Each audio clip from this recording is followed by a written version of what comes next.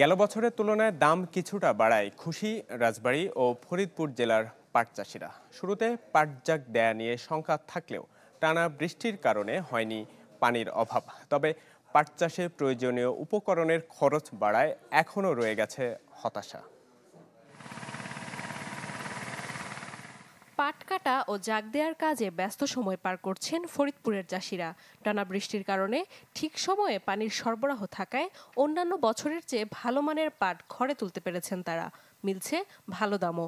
আর তাই সব মিলিয়ে চাষিদের চোখে এখন স্বস্তির আভা।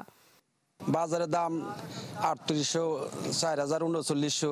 এক সপ্তাহ যদি মোটামুটি ওয়েদার ভালো থাকে তার পাট অ্যাভেলেবেল হবে এবং কৃষক মোটামুটি ভালো দাম পাবে। এই পানি কমলে পরে পাটের দাম অটোমেটিক 200 টাকা বাইরে যাবে। একই অবস্থা পাটের জন্য খ্যাত আরেক জেলা রাজবাড়ীতেও। এরই মাঝে বাজারে উঠতে শুরু করেছে সোনালী এই আঁশ। প্রকারভেদে প্রতিমন বিক্রি হচ্ছে 3800 থেকে 4000 টাকায়। দামে সন্তুষ্টি থাকলেও এখনও শঙ্কা কাটেনি আবাদের অতিরিক্ত খরচ নিয়ে। 18-19 মন পাইছি আর কি, বিক্রি করছি 3800 টাকা করে। তবে এই দাম যদি থাকে আল্লাহর রহমতে আমি মনে করি যে কৃষকের লাভ না। পাটের অবস্থা মোটামুটি একটু ভালো, কারণ অন্য বছরে যখন পানি সংকট ছিল, এবার তেমন পানি সংকট নাই।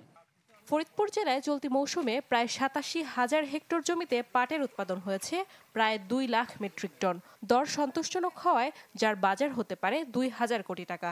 এদিকে রাজবাড়ীতে লক্ষ্যমাত্রার চেয়ে তুলনামূলক কম ফলন হলেও দাম ভালো হওয়ায় ক্ষতি পুষিয়ে নিচ্ছেন চাষিরা। প্রায় 2,16,000 মেট্রিক টন পাট উৎপাদন হবে এবং সবচেয়ে আশাব্যঞ্জক কথা হচ্ছে যে এইবার যে পাটের যে আমাদের যে লাস্ট হারভেস্টিংয়ের যে সময়টা, এই হারভেস্টিংয়ের সময়টাতে প্রচুর বৃষ্টিপাত, যার ফলে দেখা যাচ্ছে যে কৃষকের যে পাট পচানোর যে সমস্যাগুলি হয় এবছর সেই সমস্যাগুলি নেই। কিছু কিছু ক্ষেত্রে লেট পাট করাতে সেই পাটের ফলন কিছুটা কম হলেও গড় ফলন পাটের 2.18 মেট্রিক টন পার হেক্টরে হয়ে যাবে ইনশাল্লাহ। বাজার ধরে রাখা গেলে আগামীতে পাট চাষে আরও অনেকে আগ্রহী হবেন বলে মনে করছেন সংশ্লিষ্টরা।